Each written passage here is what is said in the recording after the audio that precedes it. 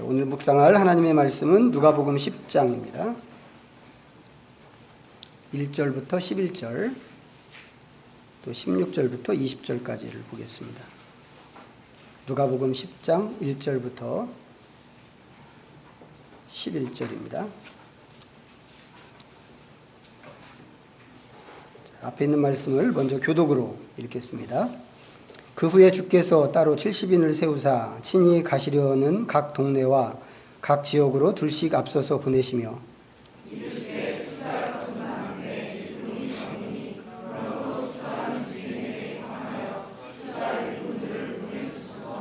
갈지어다 내가 너희를 보냄이 어린 양을 이리 가운데로 보냄과 같도다.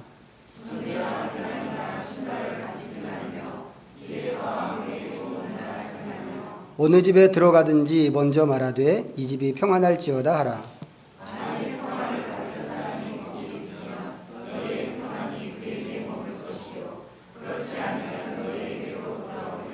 그 집에 유하며 주는 것을 먹고 마시라. 일꾼이 그 삭슬 받는 것이 마땅하니라. 이 집에서 저 집으로 옮기지 말라.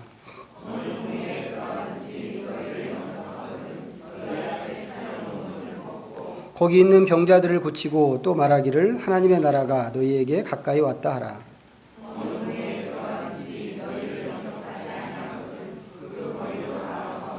11절 같이 읽습니다. 너희 동네에서 우리 밭에 묻은 먼지도 너희에게 떨어버리노라. 그러나 하나님의 나라가 가까이 온 줄을 알라 하라. 아멘. 16절로 가서 16절부터 20절까지 다 같이 합독으로 읽겠습니다. 시작. 너희 말을 듣는 자는 곧 내 말을 듣는 것이요 너희를 저버리는 자는 곧 나를 저버리는 것이요 나를 저버리는 자는 나 보내신 이를 저버리는 것이라 하시니라. 70인이 기뻐하여 돌아와 이르되 주여 주의 이름이면 귀신들도 우리에게 항복하더이다. 예수께서 이르시되 사탄이 하늘로부터 번개같이 떨어지는 것을 내가 보았노라. 내가 너희에게 뱀과 전갈을 밟으며 원수의 모든 능력을 제어할 권능을 주었으니 너희를 해칠 자가 결코 없으리라. 그러나 귀신들이 너희에게 항복하는 것으로 기뻐하지 말고 너희 이름이 하늘에 기록된 것으로 기뻐하라 하시니라. 아멘. 준비하신 찬양 하나님께 드리겠습니다.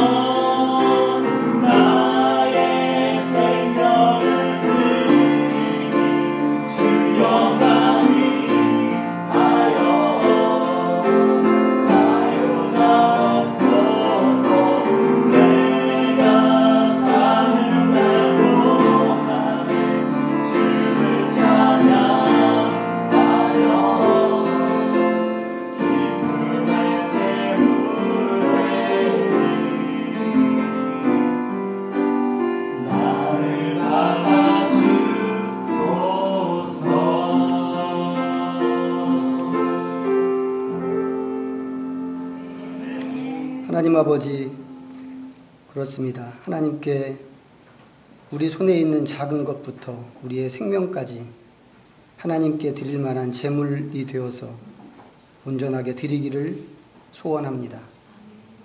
입술에 붙은 노래로가 아니라 마음 중심에서부터 올라오는 믿음의 고백으로 하나님을 찬양하고 경배하오니 하나님, 이것이 우리의 마음의 중심인 것을 기억하시고 우리의 삶 전체가 오직 하나님을 높이고 경배하는 일에만 사용되게 하여 주옵소서. 귀한 말씀을 주신 것을 감사하오니 저희가 또 배우게 하시고 주님의 부르심에 반응하고 실천으로 움직이는 하나님의 사람의 삶으로 나가게 하여 주옵소서. 예수님의 이름으로 기도드립니다. 아멘.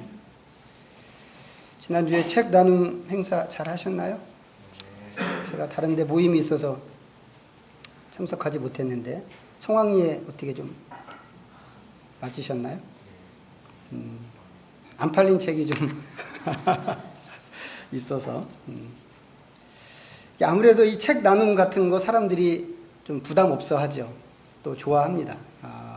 그래서 이게 이제 사회에서도 이제 이런 행사 좀 주도하는 사람들이 있는데 제가 정확하게 명칭은 기억이 안 나는데 이 릴레이 책 나눔 같은 것도 하는 거를 봤습니다. 그래서 책 안에다가 다 읽고 다른 사람에게 전해주세요. 이렇게 이제 표시를 해 놓으면 그런 책을 이렇게 공원 벤치나 또 어디 지하철역 같은 데다가 두면 또 지나가는 사람이 관심 있으면 그걸 가져가서 보고 또 다 읽고 나서 또 자기가 원래 가져왔던 것처럼 공원이나 아니면 지하철역이나 이런 공공장소 사람들 지나다니는 데다가 또 두고 오고 또 그러면 그 다음 사람이 또 읽고 또 그 다음 사람이 읽고 이렇게 한 운동이 있었던 것을 제가 좀 기억을 합니다. 글쎄 그렇게 하면 글쎄 우리나라 출판 시장이 좀 위축될지는 모르겠지만 하여튼 우리가 읽지 않는 책, 그냥 집에서 잠자는 책을 다른 사람에게 나눔으로 인해서 또 그런 분야에 관심 있는 사람들과 같이 또 책을 읽고 또 공유하고 이렇게 하는 유익이 있는 것 같습니다. 우리도 이제 그런 차원에서 좀 집에 잠자는 책을 나눴는데 이제 그것만 한 게 아니죠. 여기에 우리 교회 있다라고 하는 것도 이제 알리는 그런 기회이기도 했습니다. 우리 이제 생각해 보면 궁극적으로 우리가 알려야 되는 것은 교회가 아니고 하나님의 나라죠. 하나님의 나라입니다. 그런데 하나님의 나라라고 하는 것은 전하는 사람도 좀 부담이 있고 또 그것을 듣는 사람도 또 마음에 걸림이 있는 그런 게 요즘 우리의 현실이기도 합니다. 그래서 이렇게 거부감 없는 이런 행사를 통해서 우리가 이제 책도 나누고 교회도 알리고 했는데 이제 이렇게 연습해서 이제 더 앞으로 이제 이것을 발전시켜서 하나님의 나라를 알리는 자리까지 우리가 나가게 된다면 이것보다 더 좋은 일이 없겠다 생각을 합니다. 자, 오늘 읽은 말씀이 좀 그와 비슷한 이야기가 될지 모르겠어요. 예수님께서 70명의 제자를 세워서 전도자로 보내시는 그런 이야기입니다. 우리가 1절부터 20절까지 읽으면서 이제 중간에 한 5절을 건너뛰었죠. 얼마 되지도 않는데 이걸 빼먹었냐? 그냥 다 읽지. 이렇게 생각하시는 분이 혹시 계실지도 모르겠는데 이렇게 한 이유는 오늘 나누고자 하는 말씀이 심판 이야기가 아니기 때문에 그렇습니다. 그래서 이 말씀, 연달아 있는 이 말씀 중에 심판 있는 부분은 좀 읽지 않고 건너뛰었습니다. 그 후에 주께서 따로 70인을 세우사 이제 이렇게 시작을 합니다. 지난주에 이제 앞단락을 읽었는데 예수님이 지금 어디 가시는 중이었나요? 잊어버리셨나요? 예수님? 예루살렘 가시는 중이었습니다. 예루살렘 가시는 중인데 사마리아 지역을 지나가는 중이었죠. 갈릴리에서부터 시작했단 말이에요. 갈릴리에서 시작해서 예루살렘까지 가시는 거면 이 가는 길이 굉장히 멉니다. 먼데 이렇게 먼 여행은 사실 이렇게 꾸물럭거리면 안 되고 그냥 부지런히 가는 게 제일 좋습니다. 더군다나 이스라엘 땅이 되게 척박하단 말이죠. 지금처럼 이렇게 도로가 잘 깔려 있는 것도 아니고 이렇게 나무숲이 우거져 있는 것도 아니고 되게 건조하고 뙤약볕이고 또 광야 같은 길을 가야 되고 이게 걷기 되게 힘든 땅이기 때문에 다른 데 한눈 팔지 말고 부지런히 가는 게 고생을 좀 덜 하는 길입니다. 근데 그런 여행에서 좀 더 잘 가려면, 고생하지 않고 더 빨리 가려면 일행이 좀 적어야 되거든요. 제가 등산을 이렇게 해보면 혼자 가는 게 제일 편합니다. 누군가 이렇게 같이 가면 아무래도 힘들더라고요. 이렇게 맞추는 것도 힘들고 좀 여러 가지로 어렵습니다. 여행도 마찬가지란 말이죠. 더군다나 걸어서 가는 여행이라면 사람들 주변에 좀 빼고 이렇게 적은 숫자로 빨리 가는 게 제일 좋습니다. 그런데 예수님 주변에 얼마나 많은 사람들이 함께 하시는지 이게 참 종잡을 수가 없습니다. 그냥 막연하게 생각하면 예수님께서 12명의 그 가까이 있는 제자들과 함께 가실 것이다 이렇게 생각할 수 있는데, 오늘 본문에 보니까 70명이 어디서 툭 튀어나왔단 말이죠. 이런 거 보면 예수님 주변에서 같이 몰려다니는 이 군중의 크기가 어느 정도인지 가늠하기가 참 어렵습니다. 그 중에서 예수님께서 70명을 세우신 것이죠. 이 사람들 역할이 뭔가요? 70명의 역할? 예수님을 대신하는 것입니다. 그래서 뭐라고 되어 있나요? 친히 가시려는 각 동네와 각 지역으로 둘씩 앞서 보내시며, 예수님께서는 하나님의 보내심을 받아서 이 세상에 오셨죠. 목적이 무엇인가 물어보면 그 목적, 예수님이 오신 목적에 대해서 성경이 여러 가지로 이유를 이야기하는데, 예수님이 생각하시는 예수님이 오신 목적이 있습니다. 자, 한번 찾아보고 싶은데 누가복음 4장입니다.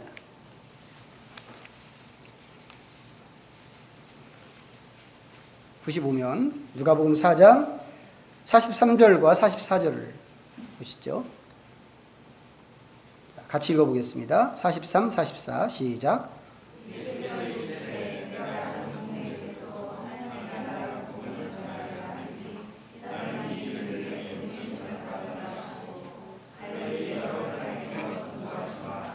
이 단락을 보면 예수님의 인기가 정말 대단했구나 하는 것을 생각합니다. 왜냐하면 이 사람들이 예수님을 잠깐 잃어버렸다가 다시 찾았거든요. 근데 깜짝 놀랐던 것 같아요. 예수님이 없어졌다라고 하는 사실 때문에. 그래서 예수님을 되찾고 나서는 다시는 그런 일이 없도록, 예수님 잃어버리는 그런 일이 없도록 하기 위해서 예수님을 단단히 붙들어 두려고 그랬단 말이죠. 어떻게 보면 이 사람들이 예수님의 열혈 팬들이기 때문에 그랬다고 생각이 됩니다. 예수님 지금 스타란 말이죠.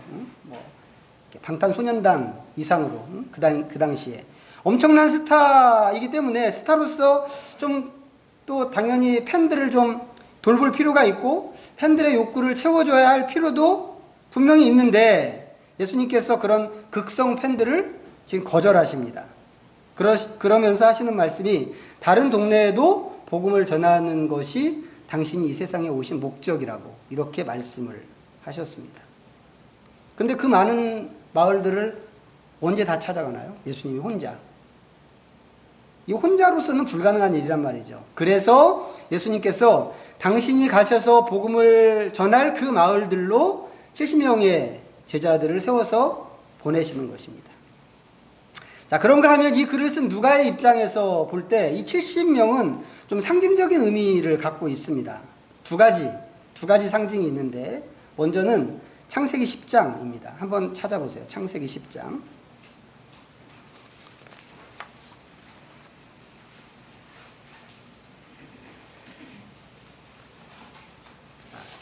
창세기 10장 5절 말씀. 자, 다 같이 읽어보겠습니다. 창세기 10장 5절 시작.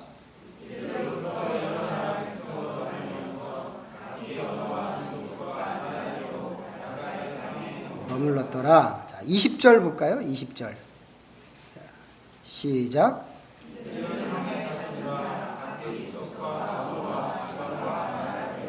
였더라. 자, 31절. 자, 시작.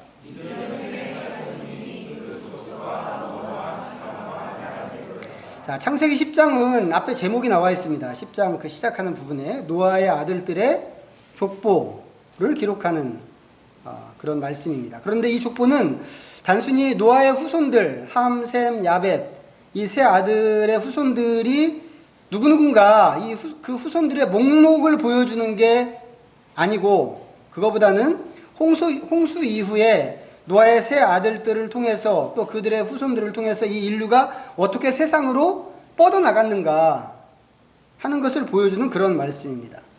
그런데 여기 나오는 족속들이 전부 합치면 70족속입니다. 근데 이 종족들이 70개의 종족들이 여기저기 흩어져서 사는데 10장을 지나서 창세기 11장에 가면 그 사람들이 어떻게 하나님께 범죄하는가, 반역하는가 하는 것을 보여주고 있고, 12장으로 넘어가면 그 종족들에게 복을 줄 목적으로 하나님께서 아브라함을 부르신다고 하는 그런 이야기가 등장합니다. 사실 세상에는 70종족만 있는 게 아니죠.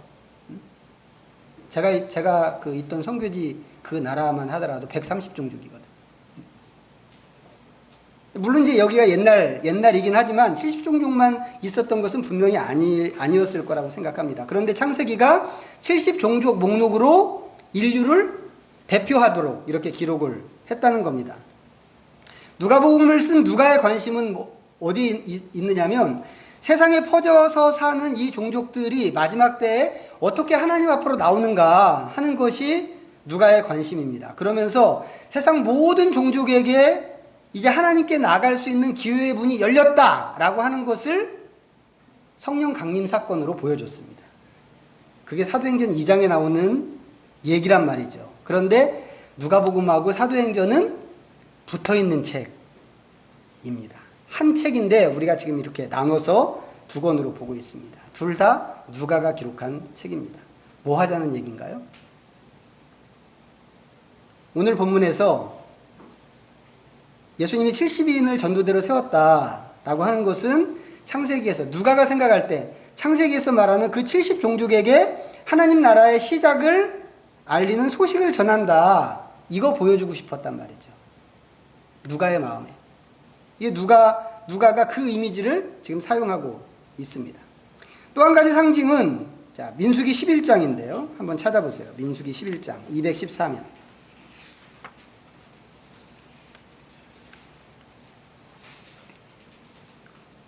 민수기 11장 24절과 25절입니다. 24, 25 다 같이 시작. 모세가 나가서 여호와의 말씀을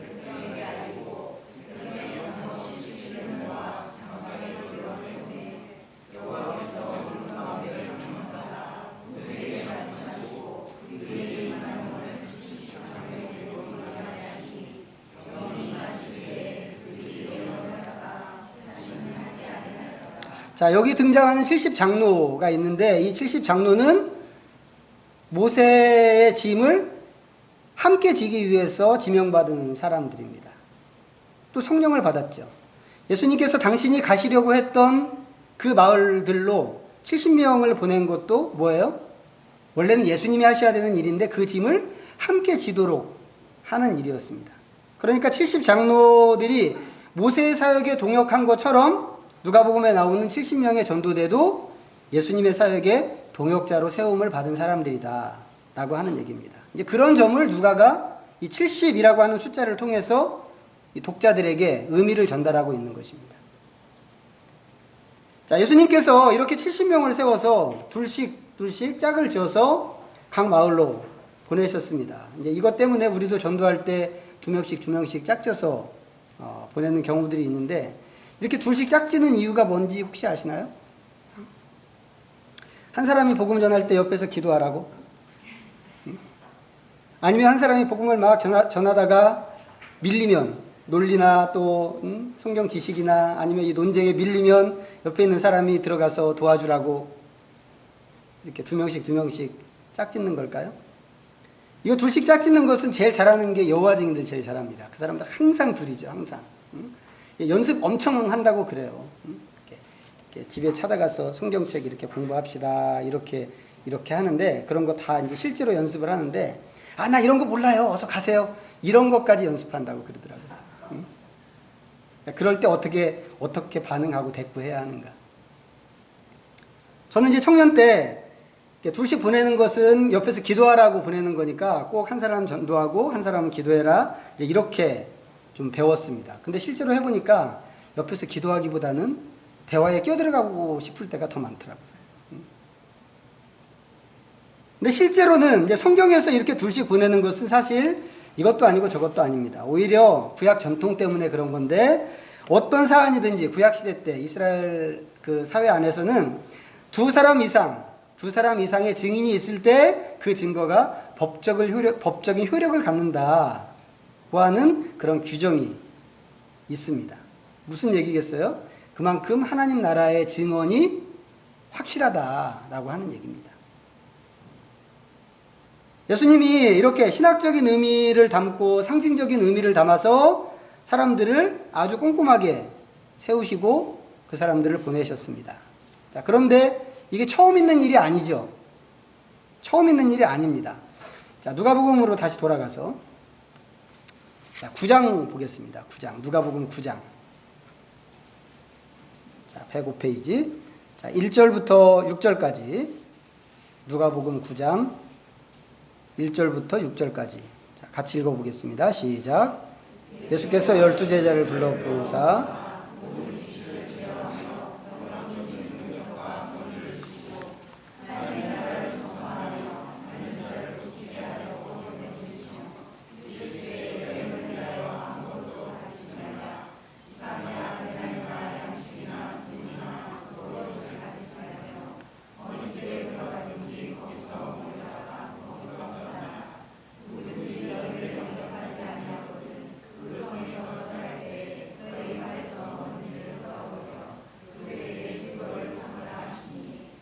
제자들이 나가 각 마을에 두루 다니며 곳곳에 복음을 전하며 병을 고치더라. 자, 여기서 예수님께서 12제자를 이렇게 보내셨습니다. 예수님을 대신해서 마을로 다니고 병든 사람들을 치료하고 하나님 나라의 복음을 전하라고 그렇게 하셨죠. 그런데 9장에서 그렇게 하셨는데 10장에 와서 더 많은 사람을 세워서 지금 다시 보내는 겁니다. 모자랐나요? 12명을 보내신 것으로 부족했기 때문에 이렇게 하신 건가요? 부족해서라기보다는 물론 이제 뭐 아직도 많은 뭐 마을들이 남아있긴 했겠지만 12제자로 부족해서 그랬다기보다는 이 일, 지금 예수님께서 하시고자 하시는 이 일이 모든 하나님의 나라의 백성이라고 한다면 누구나 참여해야 하는 일이기 때문에 예수님께서 이렇게 하셨다고 보는 게 옳습니다. 이 일은 사도만 하는 일이 아니고 사역자만 하는 일도 아니란 말이죠. 하나님의 백성이라면 누구든지 해야 하는 그런 일입니다. 우리는 어떤가요? 우리도 당연히 포함되는 그런 일입니다. 예수님께서는 우리에게 하나님의 나라를 소개하고 또 그 하나님의 나라로 초대하기 위해서 이 세상에 오셨습니다. 우리 거기서 부름을 받았죠. 원래 세상에서 불신자로 하나님 없이 살던 사람들이었는데 그런 자리에서 예수님에 의해서 이 복음을 듣고 부름을 받았습니다. 그런데 예수님께서는 우리가 부름받은 그것으로 만족하지 않으시더란 말이에요. 오히려 가능하면 더 많은 사람들이 이 복음을 듣고 반응하고 당신의 나라로 들어오는 것을 바라고 계십니다. 그래서 하시는 일이 뭐냐면 당신이 부르신 그 사람들을 원래 있던 자리로 다시 보내시는 거란 말이죠. 다시 말씀드리지만 이 일은 원래 예수님이 하시려고 하셨던 그런 일입니다. 그런데 그런 일을 우리가 같이 할 수 있도록 우리를 부르시고 보내시는 것입니다. 오늘 보냄받은 70명도 그런 사람들입니다. 이 일에 대해서 예수님이 갖고 계시는 기대는 너무 큰 것이죠. 이제 그러다 보니까 항상 어때요? 더 많은 일꾼이 필요하고 더 많은 사람이 이 일에 일꾼으로 나서기를 바라고 계신다고 하는 것입니다. 여기 말씀에 나와 있는 것처럼 추수할 것은 많되 일꾼이 적으니 라고 하는 말씀이 그런 뜻이겠단 말이죠. 그런데 어려운 게 뭔가요? 예수님이 그렇게 당신이 더 많은 사람들을 하나님의 나라로 초대하고 싶어서 그 하나님 나라로 들어오는 사람들을 보고 싶어서 우리를 원래 있던 그 자리로 그렇게 끊임없이 보내시는데 어려운 게 뭐예요? 우리에게 어려운 게 예수님이 보내시는 이 세상이 적대적인 세상이다라고 하는 겁니다. 이 적대감이 너무 커서 예수님 뭐라고 말씀하셨냐면 제자들을 보내는 것이 마치 어린 양을 이리 가운데 보내는 것과 같다 하고 이렇게 말씀하실 정도였습니다. 생각해 보세요. 어린 양을 이리 가운데 두면 어떻게 될까요? 물어보나 마나죠. 100% 이 어린 양은 이리의 먹이가 됩니다. 그런데도 불구하고 예수님께서 그런 세상으로 당신의 제자들을 보내시는 것입니다.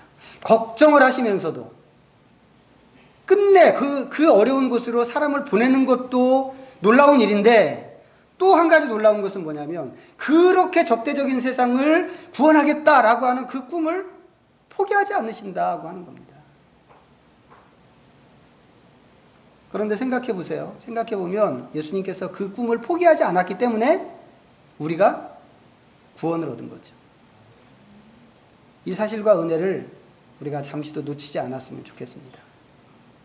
자, 그런데 여기에 더해서 한 가지 또 놀라운 일이 있습니다.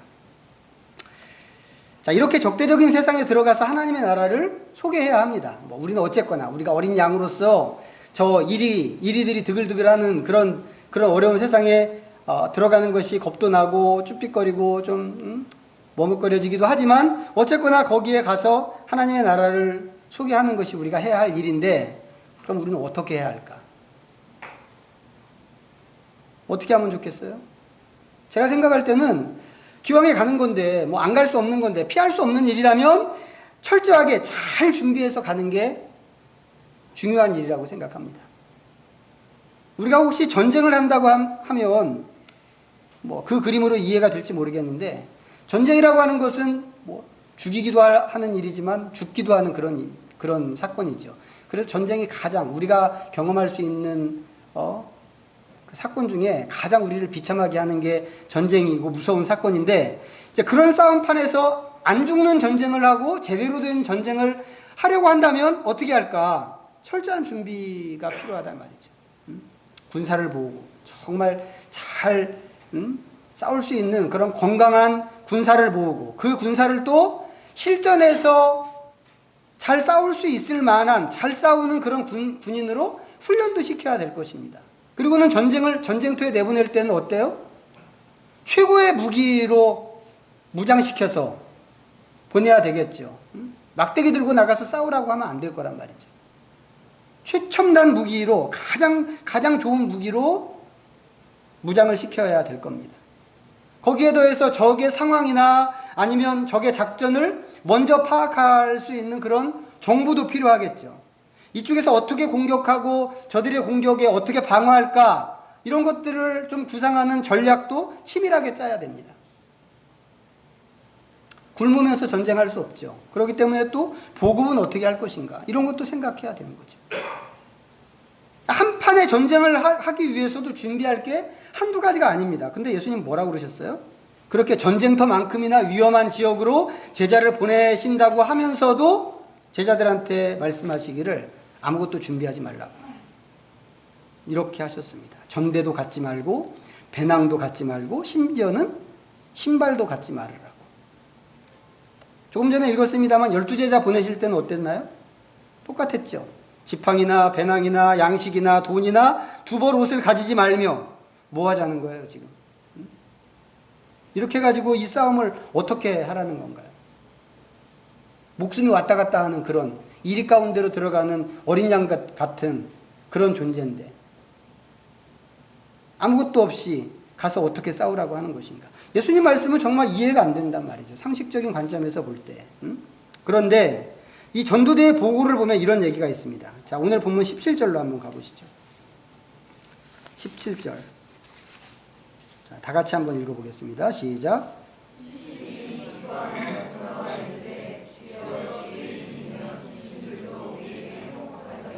이 사람들이 나가서 전투했는데 이겼단 말이죠. 무기가 뭐였나요? 예수님의 이름이었단 말이죠. 물론 말씀에 나와 있는 것처럼 예수님께서 여행에 필요한 다른 기타의 것들 어떻게 보급받을 수 있는지 이런 것들에 대해서 나름대로의 안을 세우셨습니다. 하지만 그렇다고 해서 파송받아 가는 이 세상이 모든 사람들을, 이 전도대원 모두를 두 팔 벌려서 환영하는 것은 아니었단 말이죠. 여전히 거절하는 사람들이 있었고 적대적으로 대하는 사람들이 있었습니다. 그렇지만 또 한편에서는 모든 사람이 그렇게 대적하는 것은 아니다라고 하는 것입니다. 그 중에는 틀림없이 하나님 나라의 교훈을 받는 사람들이 있고 이 교훈을, 이 복음을 환영하는 사람들이 있었습니다. 예수님께서 제자들을 보내시는 것은 바로 그런 사람들을 찾기 위해서였습니다. 그렇기 때문에 제자들은 나갈 때, 그 어려운 지역으로, 힘든 지역으로, 전쟁터 같은 지역으로 나갈 때 두 가지를 갖고 있어야 된다라고 하는 겁니다. 어떤 거요? 예수님의 이름 하나와 평안의 메시지. 두 가지입니다. 하지만 궁금하죠. 과연 이것만 갖고 될까? 저 이리 가운데로 나가면서 이것만 갖고 될까? 이게 믿기지 않는 사람들은 다른 것을 준비해야 된다고 생각할지도 모르겠습니다. 분명히 그렇겠죠. 사람들의 눈을 사로잡을 만한 화려한 뭐가 없을까? 사도행전에 보면 사도들이 사도행전에서는 예수님의 부활만 전했습니다. 예수님의 부활. 다른 거 전하지 않더라고요. 딱 예수님의 부활. 예수가 죽었다가 살아났어 라고 하는 것만 전했습니다. 제가 어떤 성경 공부반에서 물어봤어요. 아니 사도들이 이렇게 전하는데 야 우리 시대는 어떨까? 우리가 다른 거 하지 말고 예수님의 부활만 전하면 사람들이 그 부활의 복음을 받아들이고 반응할까? 전부가 아닙니다 했어요. 그것만 갖고는 안 됩니다. 그러니까 뭔가가 있어야 된단 말이죠. 사람들의 눈을 번쩍 뜨이게 할 만한, 그 사람들의 마음을 흔들고 동기를 부여할 만한 뭔가가 있으면 좋을 것이다 라고 생각한다는 겁니다. 아니면 그 사람들의 지성을 자극할 만한 어떤 새로운 사상이나 가르침이 있어야 할 것 같기도 하죠. 감히 대항하지 못하게 할 만큼 아주 치밀한 논리가 있으면 또 좋을 것 같습니다. 그래서 어떤 사람들은 이런 것들이 준비되지 않으면 이 일을 할 수 없다고 이렇게 생각합니다. 그런데 70인 전도대가 돌아와서 뭐라고 그랬다고요? 주님의 이름이면 이라고 그랬습니다. 여러분 이 사람들이 느끼는 감정, 이 흥분된 감정을 느낄 수 있을까요? 우리가?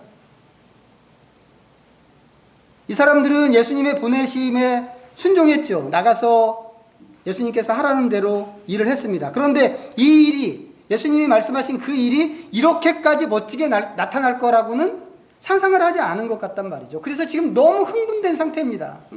흥분돼서 지금 예수님에게 와서 지금 보고를 하는 거란 말이죠. 예수님 우리가 이렇게 했는데 예수님의 이름이면 귀신도 항복하고 뭐 병자도 고쳐지고 이렇게 합디다.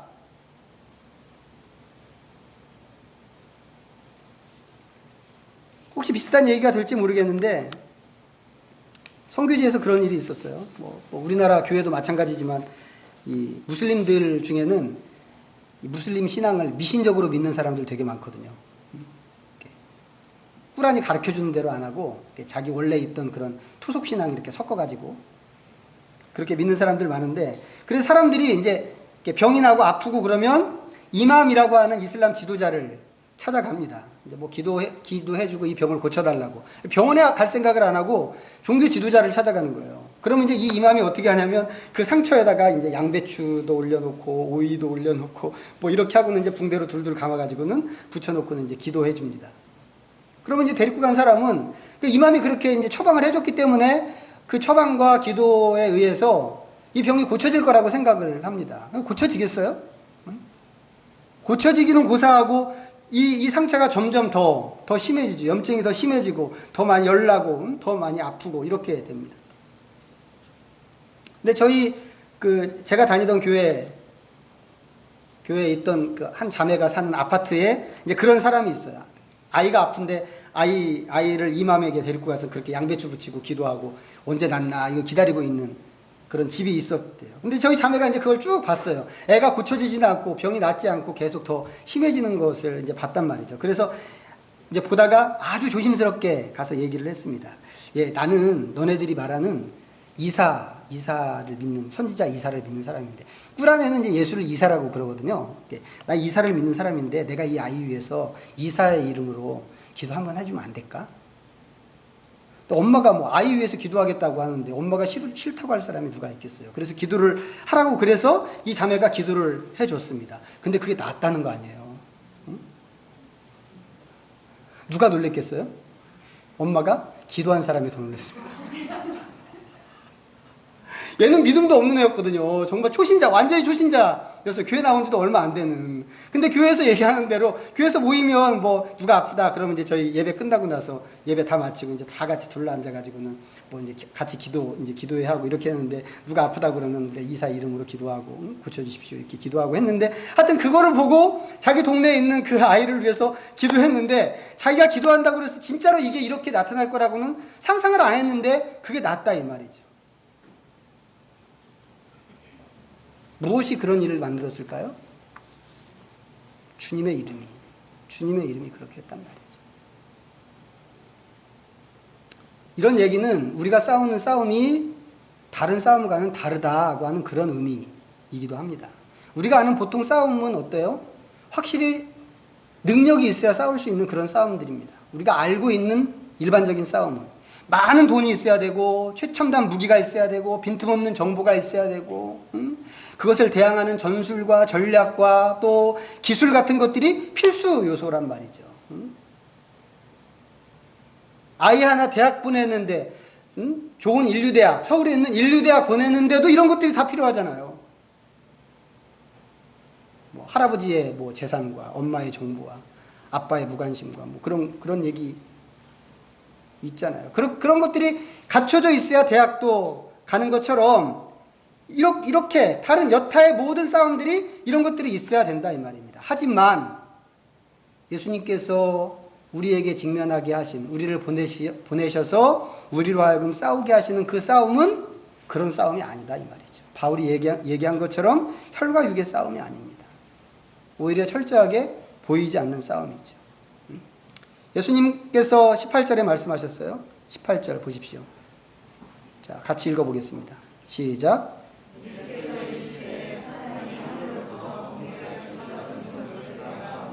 제자들이 나가서 만나기는 각 동네에 있는 사람들을 만났고, 병자들을 만났고, 귀신 들린 사람들을 만났는데, 예수님께서 보신 것은 뭐라고요? 사탄이 하늘에서 번개처럼 떨어지는 것을 봤다고 하는 거죠. 이 제자들이 나가서 싸우는 싸움이 보이지 않는 싸움이었다고 하는 겁니다. 하나님 나라의 복음을 전하고 사람들을 하나님 나라로 초대한다고 하는 것은 그냥 단순하게 안 믿는 사람 하나를 데려다가 개종시키는 것, 그런 것이 아니단 말이죠. 그런 게 아니고 오히려 그 배후에 있는 더 큰 힘에 대항하는 것이고, 그것을 무너뜨리는 것이고, 그 손에 잡힌 사람을 해방시키는 것이다 라고 하는 겁니다. 이게 우리가 부름받은 싸움의 본질입니다. 그렇기 때문에 우리가 아는 것들이 이 싸움에서 무기가 될 수 없다고 하는 것이죠. 그것이 돈이든지 아니면 지성이든지 무엇이든지, 오직 예수 그리스도의 이름만이 우리에게 충분한, 잘 싸울 수 있게 하는 그런 무기가 된다고 하는 겁니다. 이것을 70인 제자들이 나가서 경험했고, 우리도 때때로 경험합니다. 우리가 믿어야 하는 것은 뭐냐면, 주님께서 당신의 그 이름 안에 싸움에 필요한 모든 능력을 다 주셨다고 하는 것입니다. 내가 너희에게 뱀과 정갈을 밟으며 원수의 모든 능력을 제어할 권능을 주었으니 너희를 해칠 자가 결코 없으리라. 이 말씀이 바로 그런 얘기입니다. 물론 그렇다고 해서 제자들이 걷는 길이 만사형통한 건 아니었죠. 항상 만사형통하지 않았습니다. 실제 삶에서 제자들은 여전히 고난당하고 모욕당하고 거부당하고 모함과 어려움 가운데 살아갔습니다. 바울이 보여준 생애가 어떻게 보면 제일 확실한 모범적인 그런 거죠. 40에 하나 감한배를 몇 대 맞고, 며칠 동안 풍랑 속에 힘들고, 죽을 강의 위험과 죽을 위험과. 바울은 능력의 종이란 말이에요. 손수건만 이렇게 얹어놔도 사람들이 막 병이 물러가고 벌떡벌떡 일어나고 하는 사람이었는데, 그런 능력의 종인데 어떤 인생을 살아갔는가, 예수 믿고 나서 어떤 인생을 살았는가 보면 고생 엄청 하는 그런 삶을 살았다고 하는 겁니다. 과연 이 사람의 능력이 어디 있는가 싶을 만큼. 그러니까 우리가 이제 이런 것들을 생각하면 예수님이 여기서 말씀하시는 거, 원수의 능력을 제어할 권능을 주시고 뭐 이런 얘기가 우리가 상상하는 그런 방식하고는 좀 다른 거겠구나 하는 것을 우리가 알 수 있죠. 그렇기 때문에 우리가 확실하게 기억해야 되는 것이 뭐냐면 우리가 상대하는 것이 보이지 않는 세계에 속한 다른 차원의 것이다 라고 하는 것입니다. 오늘 말씀에서 예수님이 제안하시는 것은 뭐냐면 그런 상황에서도 언제든지 복음을 받아들이는 사람이 있다고 하는 겁니다. 있다. 우리가 나가서 싸워야 하는 이유가 이거란 말이죠. 만일 평안을 받을 사람이 거기 있으면 너희의 평안이 그에게 머물 것이요. 모두가 다 거절하는 것처럼 보일 수 있지만 평안을 받는 사람은 어디든지 있는 것이다 라고 하는 겁니다. 물론 우리가 기대하는 것처럼 자주 있는 일은 아닐지 모르겠어요. 전도지 나눠주면, 전도지 100만 장 나눠주면 그 100만 장에서 한 사람이 반응한다고 하거든요. 그러니까 이게 얼마나 어려운 일인지 모릅니다. 복음을 전하고 반응하는 사람을 만난다고 하는 게 정말 어려운 일이긴 하지만 그래도 분명한 것은 무엇인가? 그렇게 반응하는 사람이 있다라고 하는 겁니다. 그렇기 때문에 제자들이 가지고 있어야 되는 태도는 어떤 것인가? 항상 평안을 선포하고 그것을 전하는 것이 되어야 한다고 하는 것이죠. 설사 우리가 만나는 그 세상이 우리를 거칠게 거부하고 그 속에 반대하는 사람들이 득실득실하다고 하더라도 그것 때문에 예수님의 이름 속에 담겨져 있는 그 능력을 사용해서 번개를 하늘에서 내려오게 해서 이 사람들을 심판하는 것이 우리가 할 일이 아니다 이 말이죠. 지난주에 봤던 야고보와 요한이 그렇게 하고 싶어 했잖아요. 우리가 명령해서 하늘에서 번개를 내려서 저런 것들을 싹 처단해 버릴까요? 아니죠. 그런 게 우리가 할 일이 아니고 11절 보세요. 11절. 너희 동네에서 우리 발에 묻은 먼지도 너희에게 떨어버리노라. 그러나 하나님의 나라가 가까이 온 줄을 알라 하라. 우리가 소망해야 하는 것이 뭐라고요? 하나님의 나라가 왔다고 하는 사실을 모든 사람들이 아는 것이다 이거죠. 설사 거절하는 사람이라고 하더라도 그들조차도 이 사실은 알아야 한다고 하는 게 예수님의 생각입니다. 그렇다면 보내심을 받은 우리 마음에도 이것이 염원이어야 된다고 하는 것이죠. 우리가 거절된다고 하더라도 우리를 거절하는 그 사람이 분명히 알아야 되는 것, 하나님의 나라가 왔다라고 하는 이 사실을 그 사람들이 알아야 된다고 하는 겁니다. 정리하겠습니다. 오늘 말씀, 지난주 말씀에 이어지는 말씀인데 우리는 예수님에 의해서 부름받고 세움받고 보냄받는 그런 사람들입니다. 12제자나 70인 전도대처럼 우리도 동일한 사람들입니다. 물론 예수님께서 우리가 성경에 나오는 사람들처럼 여기 12제자나 70인 전도대 같이 맨날 먹고 이것만 해라. 예수님이 우리한테 그런 것을 원하시는 것은 분명히 아니라고 생각합니다. 하지만 어떤 형태로든지 우리가 부름받아 나온 그곳으로 다시 들어가서 주님을 대신하기를 예수님께서는 원하신다고 하는 것을 우리가 기억했으면 좋겠습니다.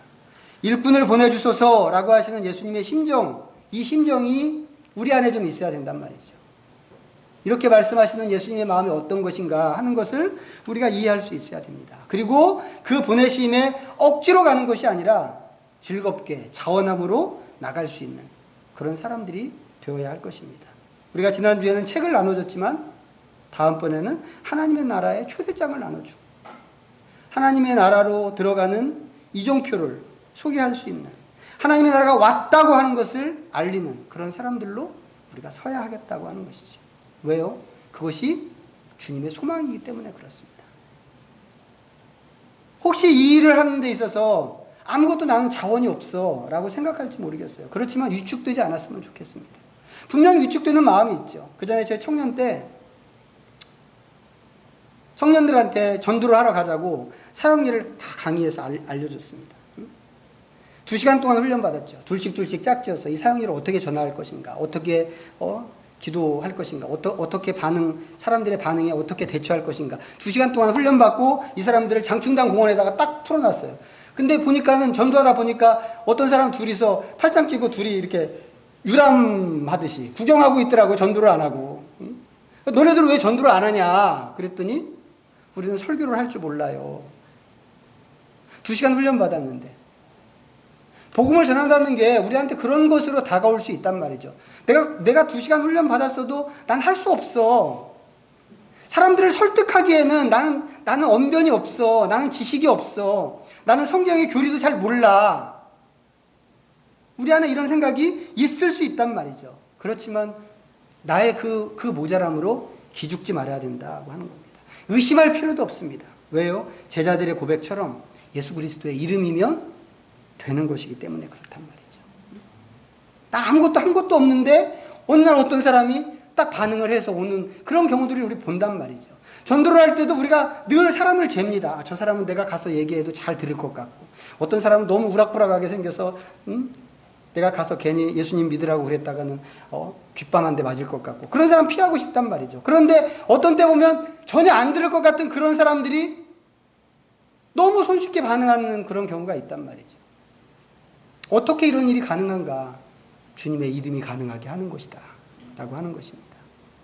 말과 논리에 부족한 부분이 있어도 우리가 그런 것 때문에 위축될 필요가 없다라고 하는 겁니다. 예수님의 이름이면 다 되는 것이고, 예수님께서 우리에게 맡겨주신 것이 논리가 아니라, 치밀한 논리가 아니라 평안의 복음이기 때문에 더욱더 그렇습니다. 비록 우리 시대에 심한 반대에 우리가 부딪히는 상황 가운데 있기는 하지만, 그럼에도 불구하고 우리가 서 있는 그 자리에서 주님의 짐을 함께 질 수 있는 그런 사람들이 다 되시기를 부탁드리겠습니다. 예수님의 말씀을 보면 예수님 너무 급하게 생각하시는 것 같아요. 추수할 일꾼을 보내주십시오. 추수할 때가 다 됐는데 일꾼을 보내주십시오 라고 말씀하신 거 보면 이 시기가 얼마나 급한가 하는 것을 우리가 알 수 있는데, 예수님의 그 마음을 우리가 잘 이해해서 예수님의 부르심에 우리 자신을 바르게 드릴 수 있는 믿음의 제자들이 다 되시기를 부탁드리겠습니다. 기도합니다. 오늘도 주신 말씀 잠시 기억하고 묵상하겠습니다.